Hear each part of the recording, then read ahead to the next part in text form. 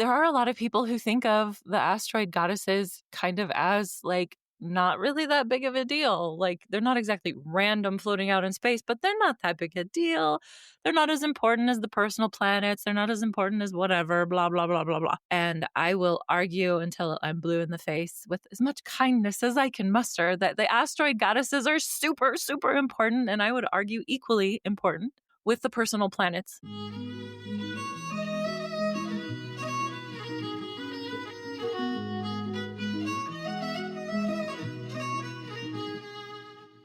Welcome to the Feminine Alchemy Podcast, where we explore the truth about the feminine, the peaceful, the wild, and the visceral. I'm your host, J.N. Behringer, joined by my co-hosts, Julie Dean Richards and Kayelee Rose. Each week, we explore the deep mysteries of the feminine and help listeners apply them to their daily lives in a practical way. Join us to unlock the hidden wisdoms your soul has been waiting for.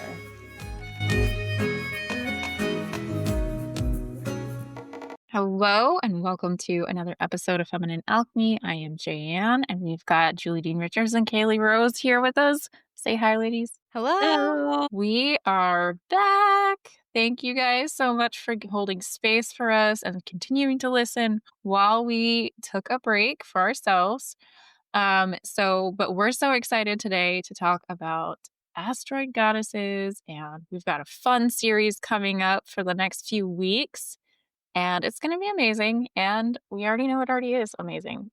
But first of all, we always like to do a get to know you question. And I was trying to figure out what it was that we were going to talk about. And I was like, we need to talk about some like weird stories or like a random story that's going on in our lives right now. So that's what we're going to do.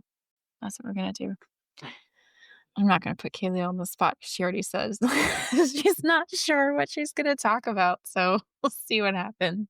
But Julie, I want to hear your story. Like I got the highlights of it, but you've been holding out on us because you wanted to record it and not have to say the whole thing twice. So I cannot wait to hear this. Okay. Well, my story has to do with my travels. So for people who don't know, I've been traveling all over America.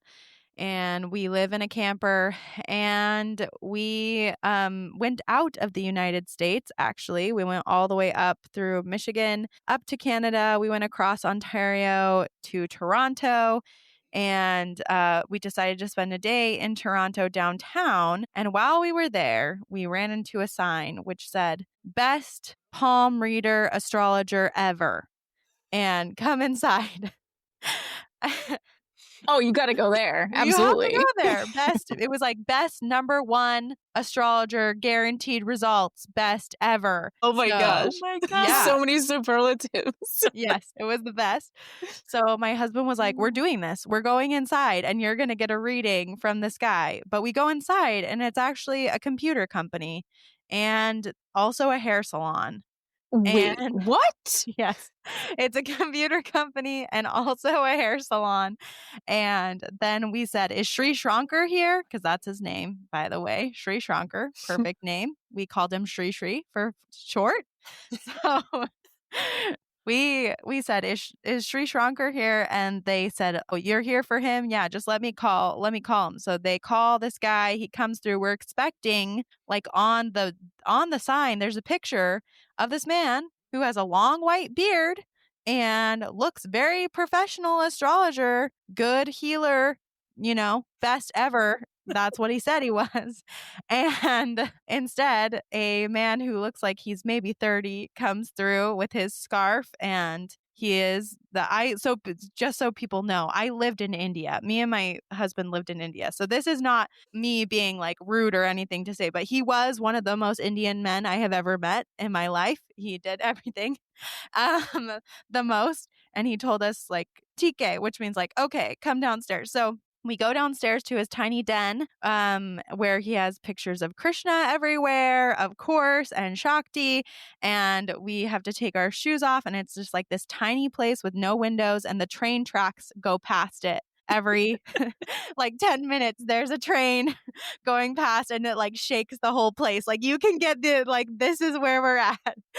And so he tells me, he looks at my palm, well first he had me hold shells. I had to hold shells, throw the shells, and then he touched my soul by touching my forehead. He said, "Can I touch your soul?" And I said, "Okay, that's like very intimate for a first meeting, but like I guess you could touch my soul if you want to, and my chakras." And so then he takes a magnifying glass to my hands and he tells me my birthday is very auspicious. So I have an auspicious birthday, you guys. Pretty good. He tells me that my lifeline, good. He said, I'm going to live past 90. So you guys, I'm good. I'm going to live past 90. Yes, that's what he told me. And he also told me that money line, pretty good. Career line, pretty good. Health line, average. So I am going to have average health, but still live past 90. So I'm pretty excited about that. That's a good deal. Well, did you feel like that was the best ever? It was the best. It was It was great. the best ever. It was the best ever. Other things he told me was that I need to be more bold in my career. I'm holding back, you guys. I don't talk about enough taboo things on this podcast. I have to talk about more. So he said, I need to be more bold. He also told me that he said, sorry, this is like makes me laugh every time. He's like, how good do you think your chakras are? That's what he asked me. He's like, how good are your chakras? Tell me. He's like, 1 to 10, how good are your chakras? And I was like, I don't know, like a 6 or a 7, maybe. And he was like, no, 4. Your chakras are 4. And he told me that it would be, I Julie! know. Oh my My gosh. chakras are 4, you guys. It's because I wear too much black. He told me I wear too much black Oh. and I'm not vegan enough. And that is my problem with my chakras. So, and if people who know me really well know that I'm like very carnivorous of a human. Yeah, I was So like, that not was vegan enough. You're not vegan at Yeah, all. You're not I'm not vegan. vegan at all. I'm very unvegan. I'm very Weston A. Pricey. I'm very unvegan. Yeah. So he told me that those were 2 of my problems with my chakras. He told me that my job is for the collective. I cannot have a normal routine. Not allowed. I have to do everything for the collective. Other people, he said, other people, they can be normal. They can get up and have breakfast and take care of their kids and do the things. You cannot do that. You have to serve the collective. And then he told me I had to be an entrepreneur, which I didn't tell him I was an entrepreneur. Wow. But he did tell me I had to be an entrepreneur. So that was pretty good. He said, that's the best job for you. And he told me I changed jobs a lot, which is actually true. Pretty true. Pretty dramatic change, actually, from attorney to astrologer.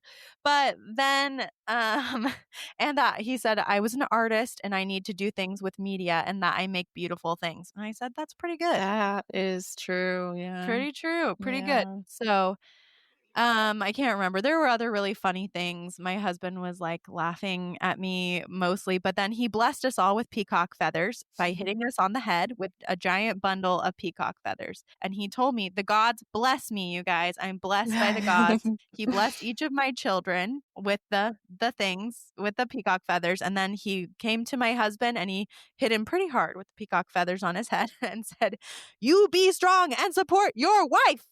And so Timothy said, I will. So that was our experience. We were all blessed by Sri Shankar. Love Sri. Excited for my average health life and being nice. He did tell me, I have to take more care of myself, which is true. Right now, my health is like, bleh. So he's right. I need to take better care of myself. But at least I'll live a long time with my average health. But he said it could change. My palm lines could change. So anyway, there you go. That's my story for all of That's you. amazing. I love this. Oh my gosh. What a cool story, though. Like, he was pretty spot on with some things. That's amazing. Yeah, he was. He was pretty spot on. Yeah, he kept telling me, like, you're a spiritual person. You should know this. And I was like, oh, okay. And he also told me there are blocks that I can't unblock. He said, I don't know, generational stuff. You can't do it. And I was like, I could do some energy work. He was like, what energy work do you do? I was like, I do some shamanism stuff. He's like, that's not strong enough. I was like, what? What did he I think don't you know that. needed? I don't think that he knew what I meant by shamanism stuff. But he told me I need to use He's like, are you using the elements? You need to use the power of the elements. I was like, I do. That's like my whole life. But I didn't say anything about that to him. But he was like, when you use the power of fire and lightning, then you can clear blocks. But you cannot just use drum shaman. You can't do that. I was like, okay. Fire and lightning. Fire and lightning. Fire and Ooh. lightning. So I'm going to be checking in to clear these blocks, y'all. So right now he said I'm a duck on the water. I'm bobbing. I'm a bobbing duck on the water. Things aren't going as fast as I want them to, and they won't because my blocks. But I can't clear them apparently. So anyway, sorry. We'll keep going. I could talk about this forever. You need some going, lightning. Fire and lightning, I guess. Yeah.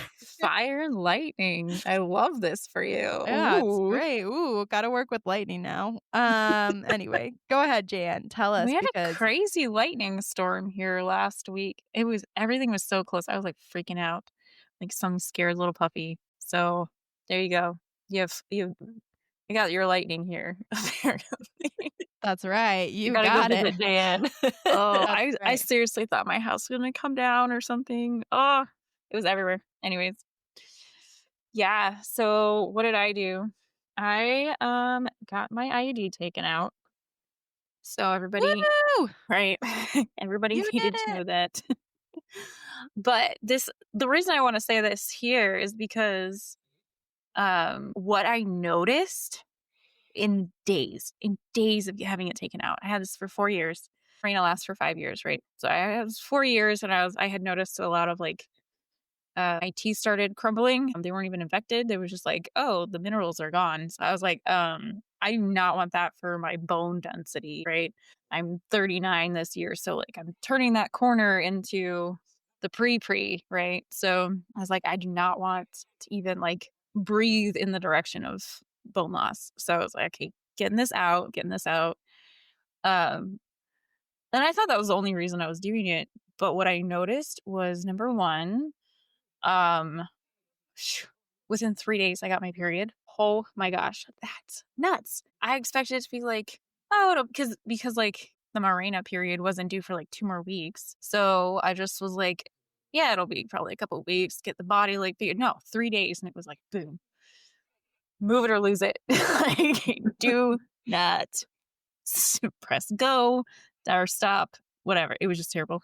It was like not terrible, but it was very detoxifying, like powerfully detoxifying. And what I also noticed is there was a lot of self concessions that had started when I had started having the Mirena in. And I just thought that it was like part of like, okay, well, doing the right thing. Because like I have all these kids, right? So it's hard to know like where am I over giving to children? Like that's hard to draw that line.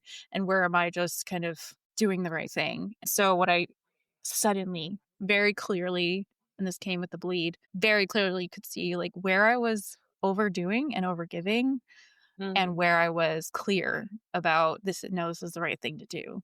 And this is the thing to do. Like, it was just very stark. My senses turned the volume way up. Like, I actually can, like, experience the senses. Like, before this, I was, like, trying really hard to, like, feel, see, smell instead of think. I was just think. I mean, all the Gemini, I just assume. I'm thinking all the time.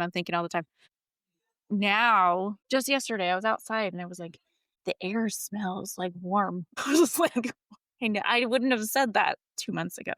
And I was just like, I get so much more capability for appreciating what I'm experiencing, for what I'm sensing. And, and I'm not even like eating random food that I don't like anymore. There's all this food that I don't have any sugar cravings. I don't have like, I am not anti-alcohol. So, but I was like, oh, maybe I'll have a glass of wine. I'm like, I don't feel like it. I don't want it. I don't care. But yeah, it's just been a very different experience. And I'm someone who, way, way, way early, like in my teens, I was on birth control. And then I just was like, no, I'll just do the fertility awareness method. And I did that for like 10 years. And then when I got pregnant with my last one, I was just like, I cannot have more babies. I am, I am tapped. So, that's what I did. And my gosh, I'm starting to see maybe that was part of what, I mean, there were issues with my old job, but I'm starting to see maybe some of those things where I felt like I was screaming into the wind and was ineffective. Maybe that had something to do with that, right? So it's just been an interesting journey. It's literally been like maybe 2 weeks. Yeah. And Wow. so much insight has happened, so much more like some feelings of like connection to the earth, connection to like it's been an interesting experience. This is why I'm so passionate about women using the fertility awareness method and like using their cycles and not to say like I don't know. And also obviously I worked in research for a long time and I know what hormonal birth control does to women and how, Mhm. but like you lose things that you don't even know you've lost. Like it does things to you that you don't even know. Like you couldn't have known. You didn't even, I mean, like you didn't realize and like such a huge shift in such a short amount of time. And that's not to shame anybody who uses hormonal birth control or like an IUD or anything like that. It's just that like you can't control the impact that it has on your body. Like that's like if you choose to use it, just like any medication, there's going to be upsides and downsides. There's going to be side effects. And for women, like your hormones are everything. Your cycle is everything. Like it's so much connected to your senses, your bone density, exactly what we're talking about, your intuition. Like so many women I know, I just was talking to a friend about this. She was like, yeah, since I've been on hormonal birth control, like I don't feel like myself. I feel like I can't like tap into my intuition. I'm like, yeah, because you're literally blocked. Like you have something blocking your intuition because your intuition feeds your cycle and your ability to bleed Yeah. and all of those things. And so anyway, just so many women like don't realize the impacts. And that's why men didn't do it. That's why when they first tested it and all the things, the men were like, meh, I won't do this because it's so hard. And they were like, oh, women have the same symptoms. It's okay. Let's just give it to women anyway. They'll do it. Yeah. Okay. Sorry. This is my soapbox. Done. All done with my soapbox now. I love this soapbox. And I will say, like, it wasn't an immediate difference on the other side. It was so gradual. And I had so much more, a big piece of it was I had more anxiety and I had more this hyper masculine, like I could not relax my nervous system the way they used to. But it was so subtle and it was so subtle. It was so subtle. It was like it was just dampening certain things in my life. And then it became more and more and more. And so when I took the gloves off, so to speak, it was like that was stark. That was super stark of like body was like finally, finally, finally. But yeah, I didn't realize that it would make this big of a difference in my life. So I just wanted to give you guys this story real time because a lot of people say like, oh, maybe it's just all in your head. Maybe it's this is real. This is super real. And you're not even supposed to be on it after 35 anyways. Why are they getting it? I don't know. All these things they never tell you. They're like, it's fine. We'll just put it in you anyway. But like if you were pregnant at 35, they'd be like, geriatric pregnancy. We Uh-huh. have to like make sure everything's okay. Oh my gosh, you're gonna die. Yeah. Anyway, sorry. So many feelings. I have so many So feelings many about this. feelings. Well, and I've had so many personal experiences with people around me and like seeing this. And like I said, like looking at the research, looking at the studies, like not just studies, but case studies of women and like how much it affects us. And, I understand the idea, right? Exactly like you don't want to get pregnant again. Of course not, of course not. But we like put that on ourselves and then it becomes this huge, like we sacrifice so much when there are other ways we can deal with it. And yeah, are those ways like potentially a little harder at the beginning? Yes. But also that's working with your partner too, to like be on board and Mhm. take his share of the issue. And anyway, okay, all done. We can talk about Kayelee now. I love this. Thank you. I love that you shared that, JN. And like my mind is going all over the place because I feel similarly to Julie and have had my own experiences, very relatively brief with like IUDs and stuff like that. And yeah, it definitely does weird things to your body. Anyway, I won't go into that right now. But I want to talk about something that relates to the feminine as my kind of weird story for today. I want to talk about spiders and experiences I've been having with spiders. So I used to hate spiders. Like, if there's a spider anywhere in my house, it's dead. If there's a spider anywhere near me, it's dead. But I hated squishing them. And so I'd like convince my husband to do it, but he hated spiders even more than me. And I say that in the past tense because he made friends with spiders before I did. I don't know, maybe a year ago. He was like, they serve a purpose and they're really not that bad. And like he was looking up all these supposedly like dangerous spiders in our area and finding out that they're not actually dangerous to humans. They're not medically significant. They're not whatever. And so he did what he does. He researched stuff and then was like, hey, spiders are actually pretty cool. Like mostly they're not a problem. And I was like, you're insane. I mean, I trust you and I know what you're saying is true, but I still don't like them. So we have multiple really big trees around us, and a couple of them are elms. And there are these elm seed beetles that every couple of years get really awful, like just awful, will invade everybody's house anywhere nearby. And this year, unfortunately, was one of those years where the elm seed beetles were just insane this summer. And it finally pushed me to make peace with spiders because the spiders were one of the only reasons that I didn't feel completely overwhelmed by elm seed beetles because the spiders were doing their job. And eating beetles and catching beetles, there's a spider on my wall right now that I can see, and I'm not freaking out. When they get really, really big, though, and they're somewhere that we spend a lot of time, we send them outside because we're like, no, sorry, you're taking up too much space. But I've discovered as I've like made peace with spiders that like a lot of them, they stay out of your way and they do their own thing. And if they happen to get into a space that you're like, oh, you can't be here, okay, get rid of them, move them, whatever. I mean, I found one on my bed and I was like, nope, sorry, that is a death sentence. You do not get to be on my bed ever. So like, I'm not against killing spiders.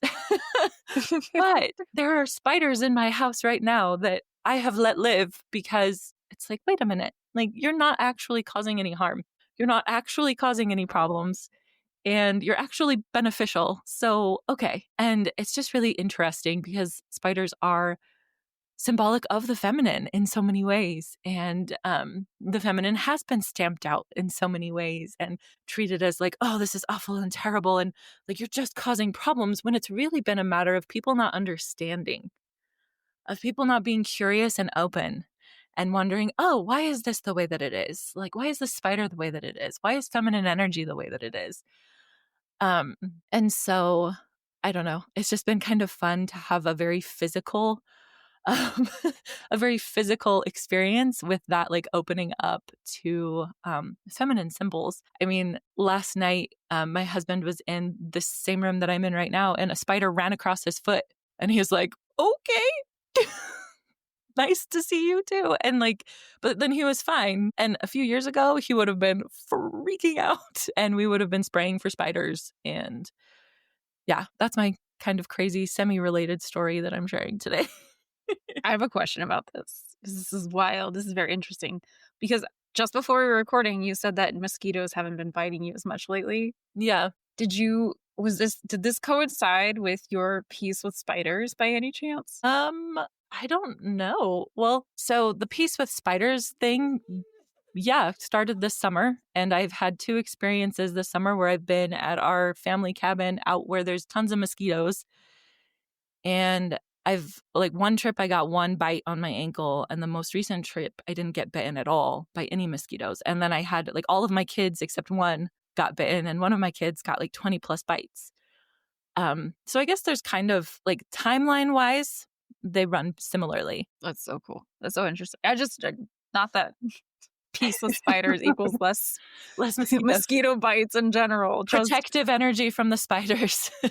It's blessings from Mother Spider, you guys. That's blessings from Mother Spider. And Kayelee knows exactly what I'm going to say. But with spiders, I always tell people this. I'm like, try this experiment with spiders. It's an old wives' tale. It's like a tradition in the Celtic region, but and like where in shamanic cultures they talk about Mother Spider and how she weaves the web and how she birthed the earth. But they always say instead of killing a spider, if you let it go, if you move it and let it go and ask it a question, your question will be answered in 3 days because they connect back to Mother Spider.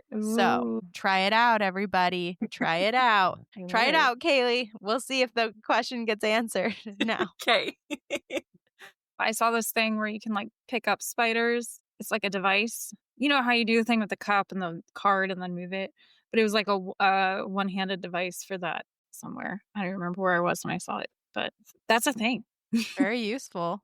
Very useful for asking the spider questions. Yes, the spider questions. Well, we should move on. I know. This was so fun. I'm getting there. You can tell we haven't recorded for a while. We just want to talk and talk and talk and talk. It's true. Well, also, I realized that like deep knowledge isn't the only reason people listen to podcasts. Sometimes they just listen to podcasts to hear two people, usually men, just laugh at each other. And I was like, I can do that. We can do that. Just minus the men part. Yeah. We're just going to be the actual appropriate person to do that. I don't know. No, I'm just saying random words because it's not coming out right. But we do have deep knowledge that we are sharing today, in addition to all the fun times and laughing. So let's move on. Great. Guess what, guys? It is the second day of an eclipse portal right now as this episode is airing. So we are going to talk about this eclipse portal that's going on. It started on 7th of September and it runs until the 15th, I think you said, Julie. So we're going to talk about that. And then because we're starting a whole series on asteroid goddesses, today we're going to talk a lot about what is an asteroid goddess, how does it differ from other random flying stardust, and what do we make of that, and why do we care about asteroid goddesses, and because maybe we should just not care, right? Like there's a reason we should care. And going into all that fun stuff. So that's what we're going to talk about today, and not just laugh at each other, but that part was really fun too. So tell us about the eclipse portal that we're in right now, and what is an eclipse portal, because the last time we had one was 6 months ago. They usually run every 6 months. So let's talk about what is an eclipse portal, how does it work, what do we do during an eclipse portal, and what's special about this one. And next week we'll talk way more detail about the eclipse.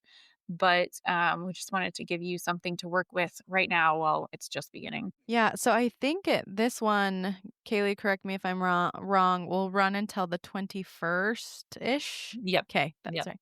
Oh, Okay. right. The 15th was the midpoint. You're right. The middle, yeah. The middle will be something too short. Yes, around the 15th, which is when our next episode will drop, and we will be talking to you more about the eclipse portal, which will be great. This one is still in our series of Virgo and Pisces. This is a Virgo Pisces full moon. We're starting with a full moon eclipse. And this time, the moon is conjunct the north node. So I'll just say what an eclipse is, and then I'm going to hand it over to Kayelee to tell us what I just said and why it meant something. What was the thing that it meant? The significance. So, eclipse portals. So we tend to think about eclipses as like the full solar eclipse, like we had one on April 8th a couple of years ago. And where, the night, the moon blocks the sun and then it gets all dark, and that's a very cool experience. But every 6 months we're having somewhere in the world is having something like that. Most of the time it's over the ocean, and sometimes these are only partial eclipses. So like the sun gets partially blocked, not fully blocked. But an eclipse portal is a time, the idea is during these couple weeks that we have the eclipse portal, it's an opening for us to do a lot of spiritual work, because this event is so big. So if you think about like the sun as, I mean, there's lots of ways to think about the sun and the moon. We talk about them as like the masculine and the feminine, but also as like the sun as like your ego, your vitality. Like in medical astrology, the sun is like your inner vitality, and the moon is more of like your emotions, right? Or outer world, inner world. Because those two things are so important to us, right? They are the most personal of personal planets. When they interact in this way, they are really affecting us and opening up our ability to receive growth and to grow. So during this time, during eclipse portals, we have more time to grow. And an eclipse portal is just like it's always going to be a full moon and then a new moon. Sometimes they usually come in pairs. Sometimes they come in threes. So like it could be like full moon, new moon, full moon. That would be like a longer one. But most of the time, you're going to have those two, and they have specific energies or feelings or themes like that go along with the lunar nodes. And those themes kind of tell us what's happening to us. What kind of growth are we going to experience during this time? So go ahead and tell us all the other things, Kayelee, like why the moon conjunct the north node matters. Okay, so to have an eclipse, whether it's a lunar eclipse or a solar eclipse, um, it has to take place near what's called the lunar nodes, which are actually the solar lunar nodes, but we won't go into that right now. But there are these mathematical points that have to do with the orbit of the moon and this Earth in relation to the sun. And these particular mathematical points have a lot to do with our path of progression as individuals, but also as an entire collective. And so when we have these eclipse portals, we have the opening eclipse, whether it's a solar eclipse or a lunar eclipse, wherever the moon is, like it's got to be close to one of the nodes. And whichever node it's closest to on the opening eclipse kind of sets this tone for the entire portal. And so having the moon be close to the north node, there's very much this energy of like, okay, this eclipse portal is about opening up your capacity to receive, especially to receive divine love and guidance and healing. It's not about, oh, I've got to work really hard and heal myself. It's about, are you willing to soften and open and do the work required to remove any blocks that keep you from receiving love and support and healing? And the flavor of the eclipse portal is also influenced by what signs the nodes are in. And so Julie mentioned that this is a Pisces and Virgo flavor eclipse portal. And right now, the north node is in Pisces and the south node is in Virgo. And so there's kind of this sense of moving from healing any baggage we have around Virgo energy and moving into the power of Pisces energy. And so with that, there's this sense of like, okay, can you look around at reality? Can you look around at the details? Can you look around at your physical health? Can you look at like this sense of like humanity and allow yourself to be healed around wounds that have to do with perfectionism and harsh judgment and I have to do it myself and the only reality is what's here right in front of my face. And can you move into this state of possibility and the spiritual can influence the physical and love that has no conditions and purification that is not perfectionism, that isn't beating yourself to death, but instead is allowing yourself to be purified and to be made more whole. And so all of that ties into the energy of this eclipse portal. Another thing that's really important about eclipse portals is that the veil between, you could say, this world and the next, or between the physical and the spiritual, it gets thinner. So there tends to be an upswing in people crossing the veil, whether through death or through birth. But we also have opportunities to, whether it's psychically or energetically or emotionally, however you want to phrase it, but for us to kind of cross that veil and receive guidance while still staying embodied.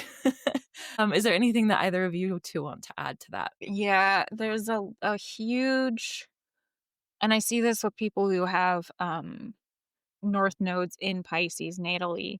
There's a huge trust walk from perfectionism, like you said, self-doubt, self-judgment, control more than anything, into I'm going to trust the divine to lead me. It is the scariest thing, especially for people who have a lot of Virgo placements, the scariest thing to walk through that trust walk. So if your birthday is in that Virgo time frame, this is going to be a little bit trickier for you. But for a lot of people, because our society thrives on the perceived control that we have in our lives as being like virtuous, right? That's so Virgo. All of that is like super shadow Virgo because it's like, oh, I have to judge myself for not being perfect. I have to show like as if I'm perfect, right? All of this stuff like that we talk about with social media being the highlight reel. Well, we're gonna have to pull back the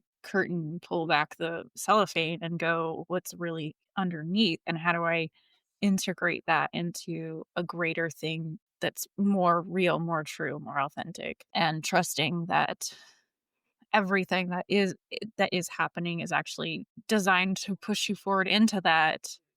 Like, that's a big piece of that, to, like, trusting the divine creativity too. Doing a lot of creative channeling is a piece of that, but letting go of control.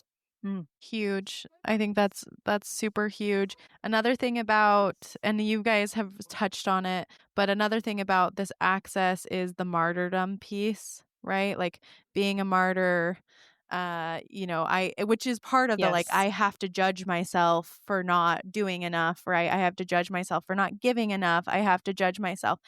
And I think this eclipse will really, with that north node in Pisces, right? Like that receiving, right? We're going into receiving because usually if it's flipped, if you have the south node conjunct the moon, then it's more about releasing. Like, what do you need to release and let go of and old stuff? But this is like, are you ready for new stuff? Like a new way of doing things, like a new thing. Can your soul open up to seeing this differently? And instead of martyrdom, allowing yourself to like be taken care of and release and like tuck into creativity. And I think often, I don't know, I just have been thinking about this a lot because I've been talking to a dear friend who is very Virgo y, and like just hearing like a lot about their life. We were talking about this, like this martyrdom, like the soul wanting to be a martyr like many times, like the Virgo soul and even the Pisces soul in a different way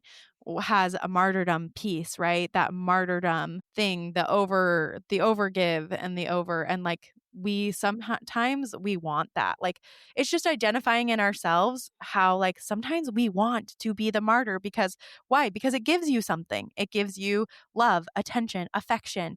It gives you importance. And like sometimes we're very scared to like look at ourselves. Like most of us would be like, I don't want my problems. I never asked for my problems. I never want that. But like really underneath, you're getting something out of it. So I think something good for this eclipse portal would be like, what are you getting out of your martyrdom and where are you being a martyr? Where and controlling, obviously. What are you getting out of the control? Obvious. That's a little more obvious. It's like, I get control. Like I get to know what things are happening to me. But like the martyrdom is not always as visible. It's not always as like upfront, this is what I'm getting out of this martyrdom. So like looking at what are you getting out of that and what are you getting out of your illusions too, because we're dealing with Pisces and both of these have this there's some illusion going on for them, and what do I get about those, and am I ready to receive not illusion but like truth for myself? Okay, that's all I have to say. The martyrdom piece is so huge because it's this elated sense of righteousness and I'm better than everybody because I am I'm so humble. Well, if you're if you're shouting I'm so humble, then I mean, maybe you're not. Right? So maybe that's not what's going on. But yeah, this elated sense of righteousness and I'm better than everybody because I'm doing the right things even though I'm not getting what I need out of it and I'm denying my own needs in order to achieve this sense of self-righteousness. Like the Virgo concept is just divine giving, doing, like just because it's the thing to do. But the shadows, the opposite of that, is also doing because it's the thing to do, and then resenting it, or not doing stuff that's in alignment and then resenting it because you just have to do this. All those responsibility themes that go with martyrdom. Yeah, I love that you brought this up, Julie. So cool. I can just see it.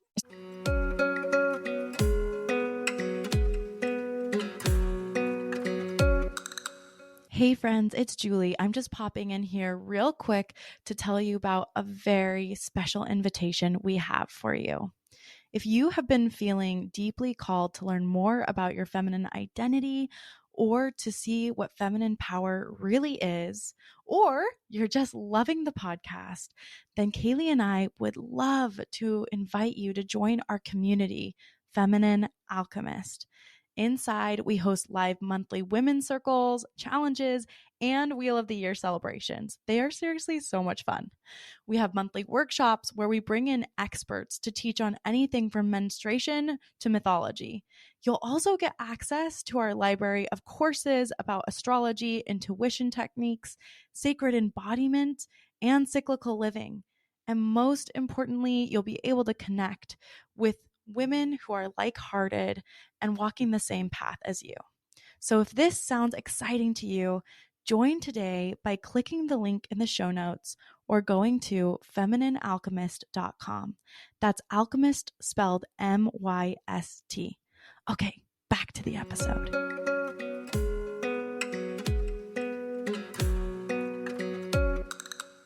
Let's talk about asteroid goddesses.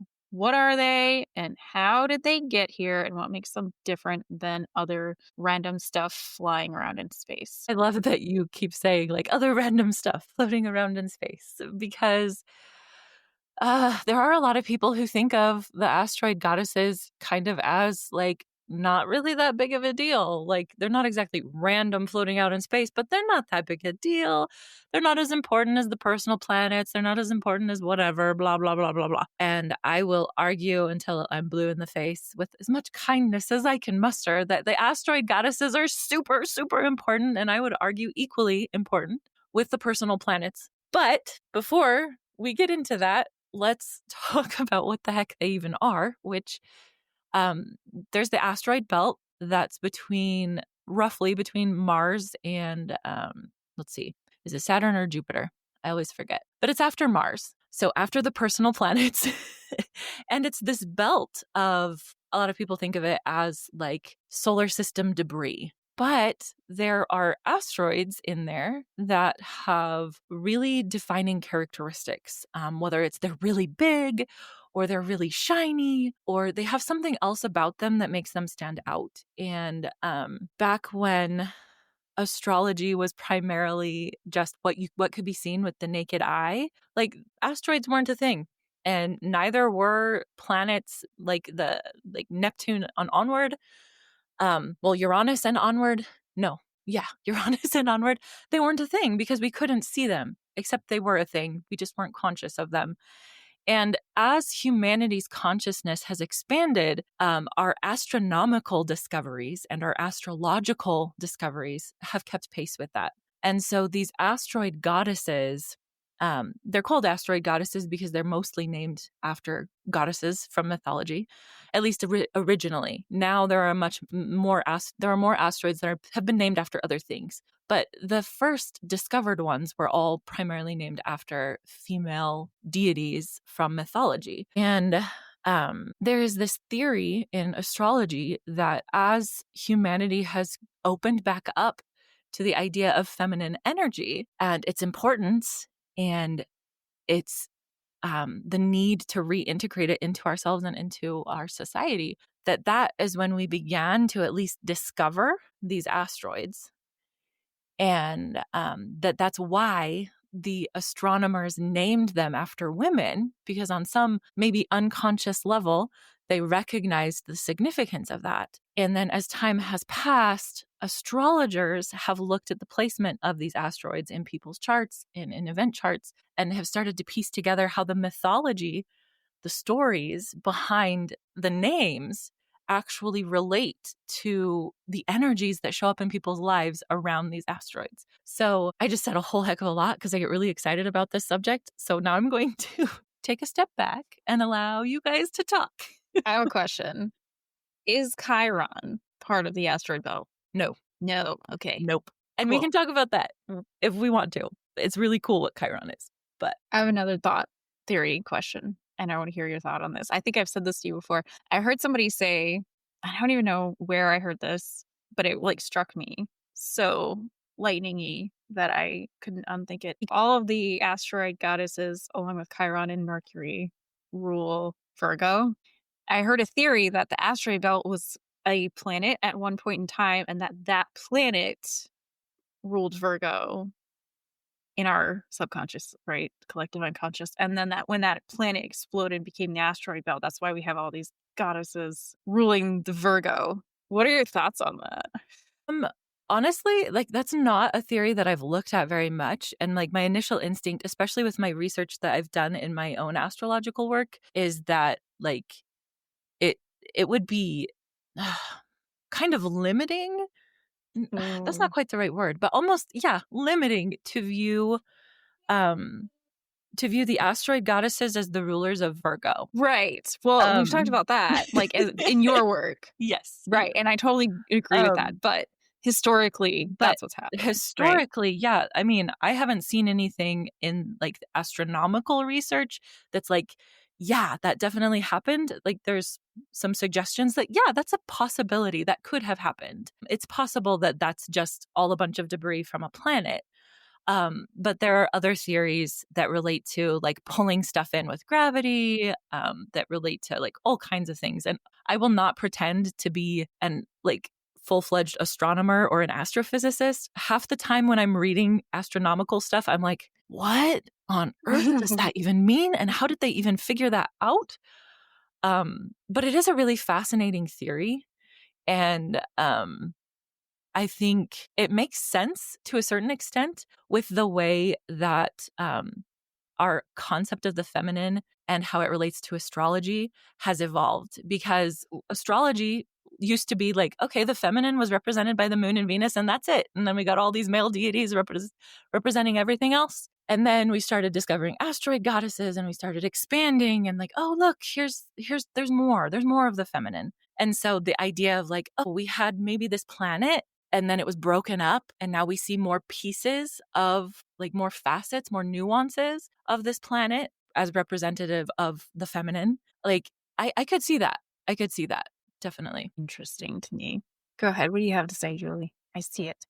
Oh, I have many thoughts about it, but I think and not about this particularly, but I'm like very excited to when we talk about these to talk about Kaylee's research and the possibilities. For people who don't know, go back and listen to Kaylee's birthday episode. I think I probably called it Resonant Astrology because that's what Kaylee's brand of astrology is called. But it in there, we'll talk about it here, but you can get more information from that episode. But I'm really excited about this theory of each of the asteroid goddesses ruling a sign, which is like super, new and exciting, but like gives a spin on it. And talking about it from that spin is, I love this concept that Jan, like that both of you have brought up about like, we see the feminine as one thing, and then now we're getting these new pieces and adding it back and starting to understand like, no, the feminine is half of the equation. It's not just Virgo.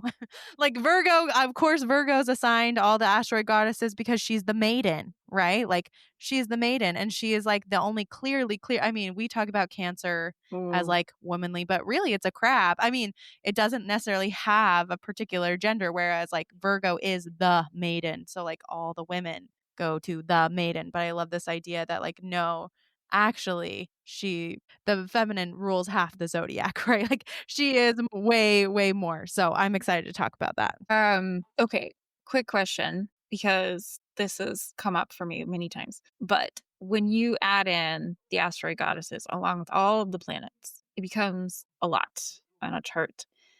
And what I've typically done in the past, because sometimes people get, when I'm doing a reading, they get very caught up in, well, this is touching this and that's touching this and and they're getting caught in the cycle of everything and how everything's related to everything. And they're wanting me to read their busyness. So that's when I start turning stuff off and saying, let's focus, let's focus, let's focus. Especially if the person I'm talking to has a good understanding of astrology and they're wanting to make more and more and more and more from it. If we're not turning off asteroid goddesses, what should we turn off? Or how do you guys handle this? That's a really good question. And I don't often turn off things in sessions, but there definitely have been times when I'm like, wow, this would be a lot easier if we just turned off a bunch of things. So, I mean, you absolutely could turn off asteroid goddesses depending on what conversation you're having. Like if they don't make sense for the conversation, or even intuitively, I would argue that if intuitively, like, oh yeah, I need to turn these off for the person to get what they need, like do it. I mean, you could argue like turn off the generational planets if you just want to focus on a very personalized session, even though like I will fight for Pluto all the day long because there's some serious stuff going on with Pluto, even on the individual level. But like, honestly, to pare everything back to just the sun and the moon can actually be an incredibly powerful session. And so like, I don't know. I guess I don't speak a lot from experience as far as cutting things out. I'll cut out aspects to make things a little clearer. But like following intuition and following what makes logical sense as well, like kind of combining those two together for what the person needs. So cool. I agree. I often cut aspects back. I only use like the traditional aspects usually though. So that helps a lot with the busyness. But I think you mean like orb or like just squares and trines? I only do squares, trines, oppositions, and sometimes I will do quincunxes as well. But usually I pare it back to like the simple of the simple at the beginning. And that helps a lot. And I pare back my orb too. I'm kind of particular about orbs. I'm very, unless I feel like called to look at something at a greater orb, which does happen. Like sometimes it's like, yeah, it's 10 degrees away, but it is affecting you, like this is affecting this. But yeah, that is a big thing. And, you could do a session where you start with just the sun and the moon and then you add, just the personal planets and then the asteroid goddesses. It just depends on what you want the session to be. Like, what's the question? What do they need? Yeah, I would definitely echo what Kayelee said for sure. Yeah. And I just wanted to bring this up because I think a lot of people are going to love this conversation. They're going to want to add the asteroid goddesses in and go, whoa, there's a lot happening here, and get overwhelmed. And so I just wanted to give people a little bit of how do we take it step by step? How do we take it bite by bite? So thank you for entertaining my left field question. Okay, so what else is in space that's not asteroids? Can you just touch on that very quickly, Kayelee? Because that's yeah, near and dear to your heart, Yeah. So we talk about the asteroids in the asteroid belt, and mostly we talk about asteroid goddesses in that region. So we have that section of our solar system, but then there's another region of our solar system that has a certain class of space object that's super, super fascinating. So we've brought up Chiron, and Chiron has been called an asteroid. It has been called I just forgot the word. Not quite a planet.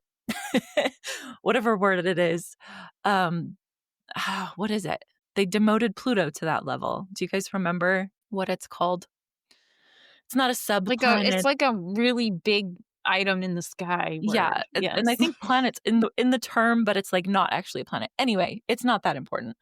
But basically Chiron, like for a while, people didn't know what to do with Chiron. And so Chiron and his buddies that live in the same region of the solar system, they share some traits, and they hang out between Saturn and Neptune, mostly in that region. And they now are referred to as centaurs. Like all of the quote unquote space debris in that area, they're called centaurs. And part of why it's so fascinating that they're called centaurs is that, like, okay, centaurs, they're half human, half horse. Like they're not quite one thing or the other. And that's the same thing with these bodies. They have the traits of comets and the traits of asteroids. And so they're like, astronomers are not quite sure how to classify them because they're technically neither and they're technically both. And they have a lot of really interesting theories about how they came to be and what's happening with them.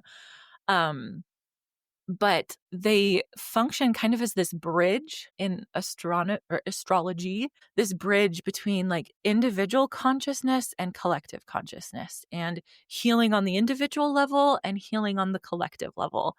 And so Chiron, the wounded healer, he's the most well-known of them, but there are others. And I've only started to dive into researching them, and it's so fascinating. But then beyond them, we have the TNOs, or the trans-Neptunian objects. And so those are things, space junk, if you want to call it that, that's out past Neptune. And Pluto is technically sometimes classified as a TNO. And we've got Eris and Haumea and Makemake and all these like newish bodies that exist clear out beyond Neptune and Pluto, that we're still sorting out, like, okay, what's the importance of these? And they are so far out that they have a very generational, very, very generational feel to them, but they all have kind of a personal comeback, or at least seem to, especially Eris, that there is a personal connection as well. So those are like three, the asteroids, the centaurs, and the TNOs. Those are like three big non-planetary things out in space that are important to astronomy and to astrology. Beautiful. Thank you. Yeah. Now everybody can kind of get their bearings on this, because we're not just talking about random stuff flying through space. We're talking about specific asteroids in a specific location that are different than other things that are also important for different reasons.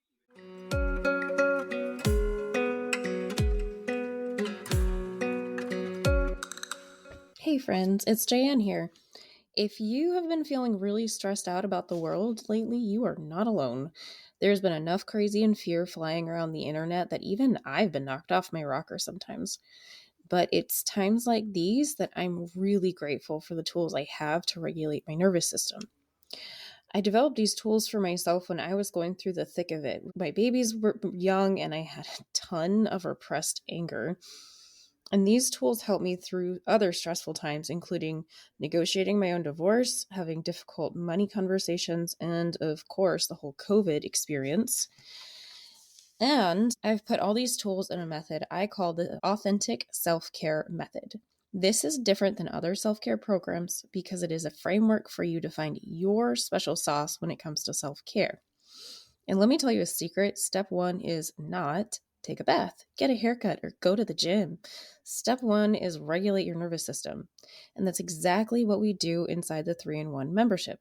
This powerful program includes focused journals and meditations you can do in just a few minutes, like the fight or flight session, the hippocampus session, which rewrites your ability to see new possibilities, and the vagus nerve session, which helps you regulate your whole body in a crisis.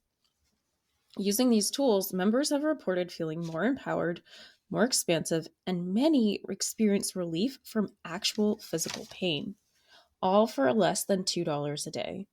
So join the 3-in-1 membership now so you can learn these tools today. The world is not going to become less crazy. The only thing you can control is how you respond to it. The 3-in-1 membership will help you do that, so click the link in the show notes to enroll today.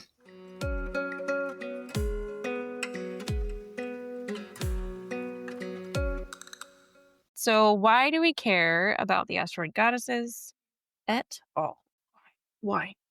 We talked about this a tiny bit, but in many ways, right, they are the representations and the what's the word? They are the nuances of the feminine. Like each of them are the nuances of the feminine. They have a representation. They are archetypes that we can look at. And also, as Kayelee said earlier, they're really important to our lives. They're much more important than we thought that they were to our lives, and can affect us in deep ways and help us to explore our own femininity, how we connect to ourselves. But also, I mean, they have other practical, not that that's not practical, but they have other practical things that they do as well, right? Like when we talk about Ceres, we'll talk about, that that links to the supply chain, right? And to our harvest and all those kinds of things. So they have things that really affect our lives, both like timing wise and how things are going in our lives and our motherhood and like practical things. And they tell us so much more about ourselves and about the feminine and archetypes of the feminine, and help us explore more of who we are as we're rediscovering her. Thank you. Yes, yes. All right. So we're going to go through each one of the major ones, well, all of them. We're going to go through all of them. Most people don't talk about Hygeia. We're going to talk about Hygeia because that's what we're going to do. We're going to talk about everybody. But that's not today. That'll be, weeks from now. Which ones are we going to talk about? Who are we going to talk about? Give us the flavors of everybody. I already spilled the beans on a Hygeia, guys. Yeah. Sorry. It's all good. No, we love Hygeia. Hygeia is great. But we'll also talk about Ceres and Pallas, which are the two largest, if I remember, of the asteroid goddesses. And so Ceres, Pallas, Juno, Vesta, and Hygeia will be the 5 asteroid goddesses that we'll talk about in this series. And I guess we should say something about them Little individually blurb. as what they do. A blurb, and all of you are welcome to help me out with this. You'll have more insights. But one of the things, and I is it okay, Kayelee, if I just say like who rules what? Who's in charge of what? Or Yeah. do you Oh, want to say that? in resonant astrology? Yeah, Yeah, in go for resonant it. That's astrology. fine. Yeah. Yeah. Okay. So let's start with Ceres because she's the mom. Let's start with Ceres because she's the mom. But yeah, Ceres relates heavily, like I said, to abundance. Well, really to like our harvest and our seasons, and to motherhood in particular, because Ceres is Demeter, same person, different, a little bit different mythologies, Greek and Roman. But she is the one who Persephone's her daughter, right? Persephone goes into the underworld. We've talked about this many times. So she really relates to our feeling of motherhood, but also to our feeling of like in locational astrology, she's very important for home and for land and how we feel about the land and how we feel about our abundance. And also, do we have resources? That's very important in in locational astrology is like if someone's like, I need resources to do something, or like, I need to feel at home, I'm looking for Ceres. I'm trying to find them Ceres lines. And people often feel very at home and like they love the land where they are, like they feel connected to it and they feel really good. Another thing I'll mention about Ceres, which most people do not know, is that Ceres is in more recent astrological literature, she is considered the third benefic. So she, along with Venus and Jupiter, she is considered a very beneficial planet. Although when she's out of bounds, she can do some crazy stuff. Like your Ceres can do crazy things to you and to your motherhood journey. But yeah, she's related to our harvest, our abundance, children. What do you guys want to say about Ceres? Ceres is very connected to life cycles in general as well. And so like birth and death, but also nourishment. If you're having issues with food, whether it's your body metabolizing it or whether you have like an eating disorder, Ceres can tell you a lot about that. And grief. She's very, very connected to grief. Yeah, we'll talk so much about that probably in her actual episode, but I just wanted to put that out there really quick. Oh, I didn't say who she was in charge of.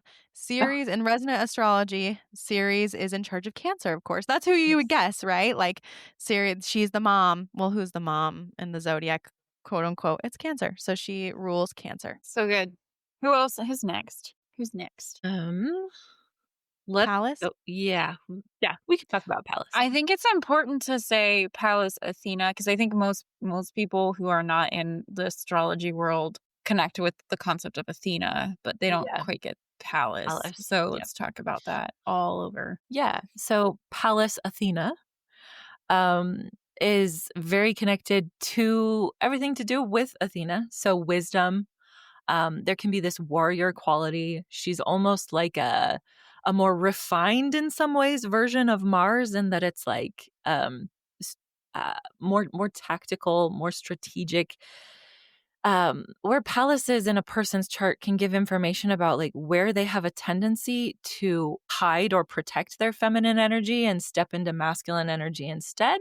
But it's also an area of like really amazing, creative, practical problem solving. Like, if you want to know what you are the best at figuring out compared to pretty much anyone else, Pallas is going to tell you a lot about that. Yeah, I often see her as your strategy. Like, what is your strategy? How are you strategizing? What is that part of you? And this just came to mind as well. Is part of the feminine symbols as I've been researching them a lot. The feminine gives you sight. People don't like talk about that often. Like the eye of Horus is a feminine symbol, and Asherah's got giant eyes, and it's all about this sight. And I feel like Pallas is akin to that. Like she's akin to like how can you see, like how can your sight pierce through this, and how can you see the strategy? It's like you're playing chess and like you see the move 12 steps ahead, right? So that's how I feel about Pallas does not have a She does she have doesn't a have rulership she in doesn't resident have a astrology. rulership. She Yeah, has a different role.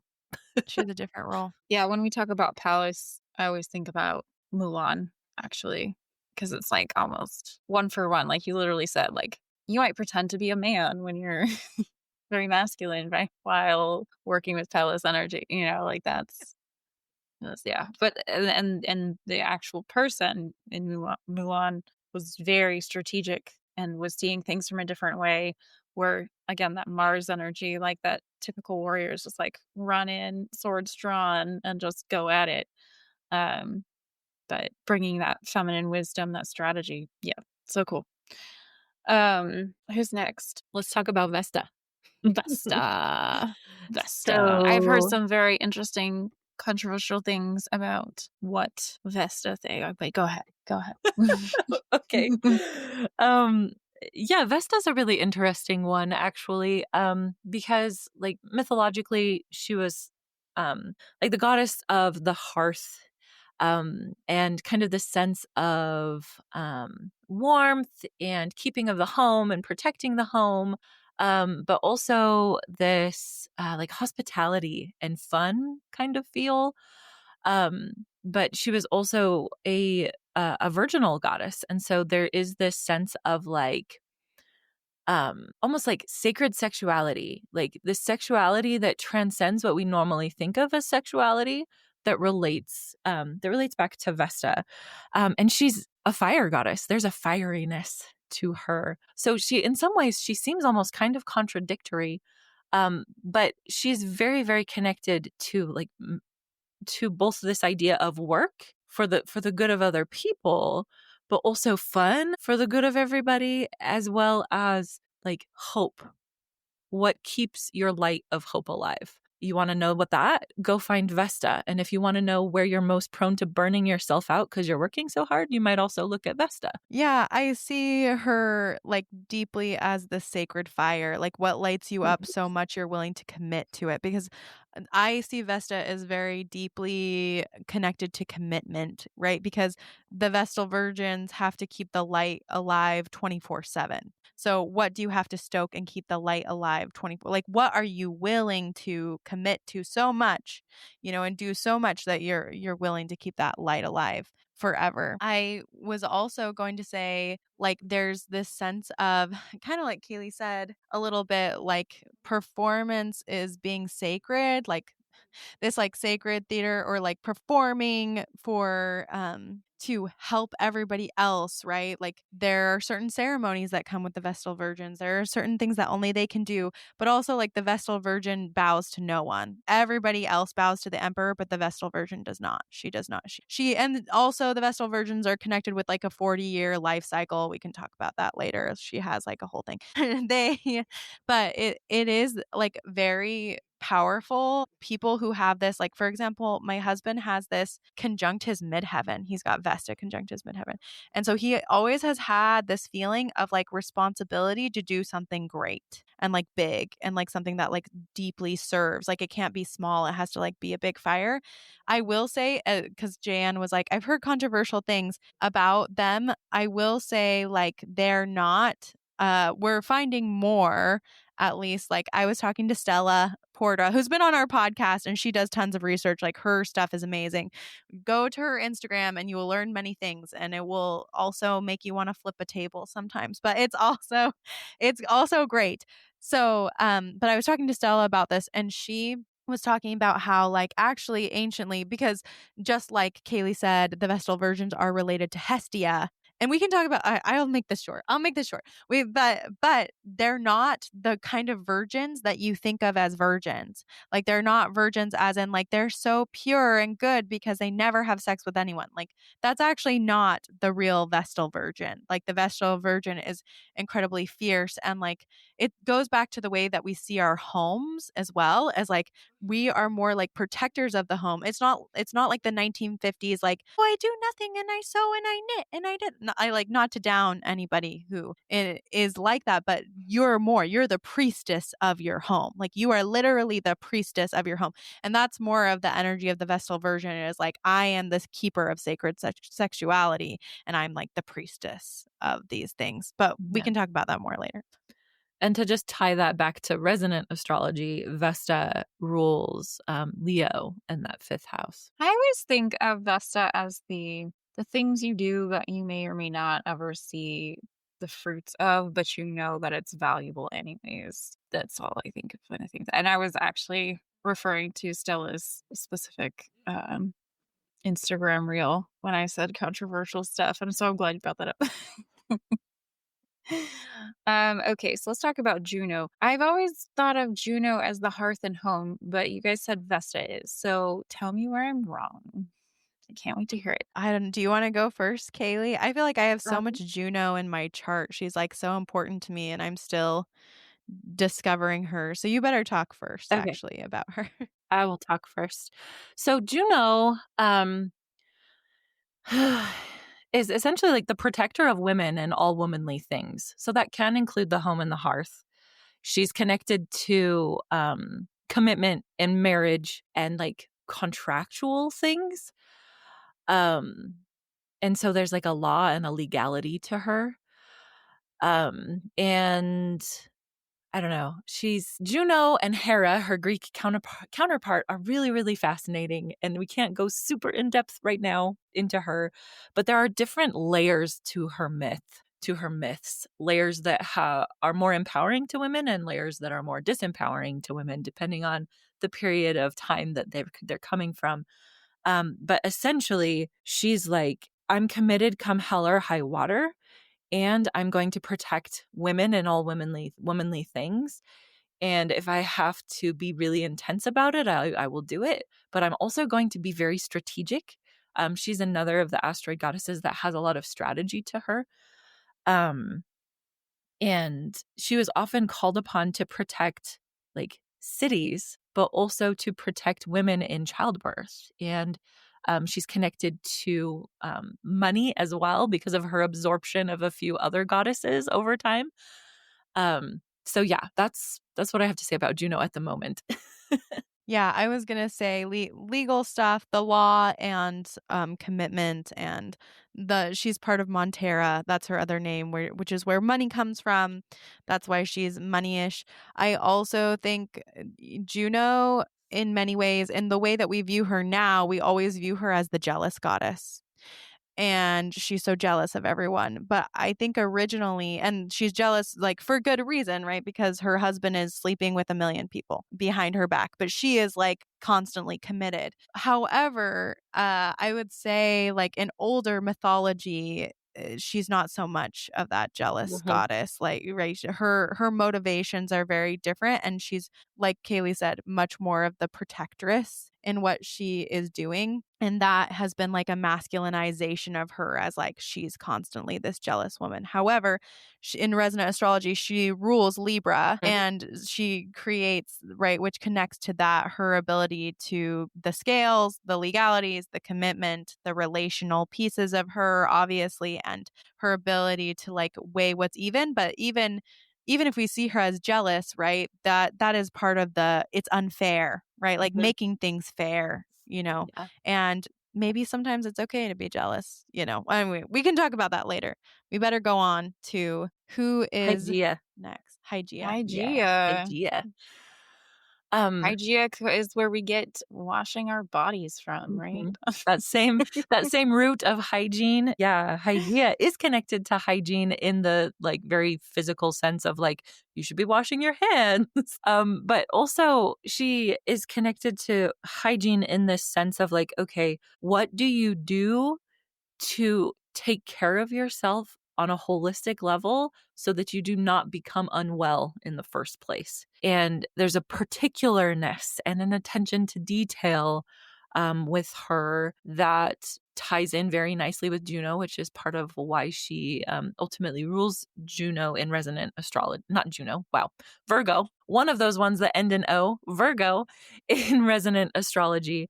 There's this marriage of, I don't know, there's a holisticness to her, though. I mean, there tends to be this focus on the physical aspects, but Hygeia is a very like holistic well-being kind of energy.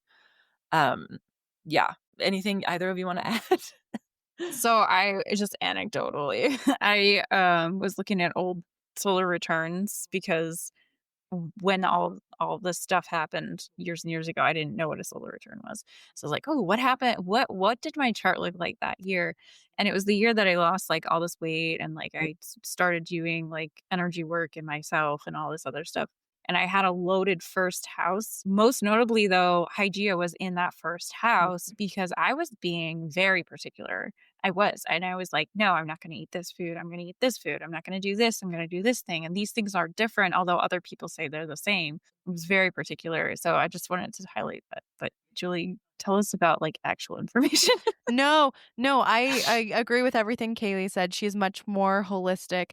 I will say sometimes Hygeia does come with some judgment. And it's not in the same way that Virgo can come with the judgment. And the judgment is not like malefic per se, but the judgment is like, this is not clean. It's the purification piece, right? Yeah. Like this is not clean. So sometimes when I find that people are on like Hygeia lines and they're being really hard on themselves, I'm like, okay, maybe we need to get a little further from that Hygeia, or like look at yourself in a holistic view and use like the strengths of Hygeia rather than when she's in darkness, she can be very, very hard and very judgmental on the self. And then one last thing I just wanted to say also about her is that she, I always watch for her as a collective when she's close to Mars and Saturn, because she does tend to create like tons of people in tons of sickness. Like people just get sick when she's there, and like when she's next to Saturn and Mars, the malefic. So anyway, side note. Well, that was awesome. Thank you, ladies, for hanging out with me today. And it's so good to be back together. Thank you, everybody, for listening and everything. But we will see you all next week, and we will be starting out with our Asteroid Goddess series. I'm so excited. Series. I don't know if it's actually series, Asteroid Goddess, but it might be. I can't remember off the top of my head. Ceres. Ceres. It's a series of series. Asteroid Goddess 6 weeks in a row. We could do it, but we're not going to. Yeah, no. That's called a class. Well, everyone have a great week, and we will see you next time. Thanks so much for listening. I hope you enjoyed this episode as much as we did. Please make sure to give us a 5-star rating wherever you are listening and share with someone you know. See you next week.